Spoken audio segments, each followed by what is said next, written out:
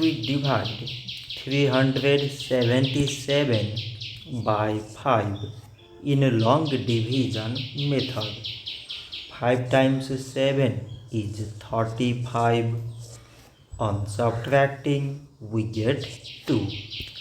So now we put down this 7 and it is 27. 5 times 5 is 25. On subtracting, we get 2. So now we have no any other number to put it down. So we take here decimal so that we put 0. So it is 20 and 5 times 4 is 20. On subtracting, we get 0. So 377 divided by 5 is 75.4.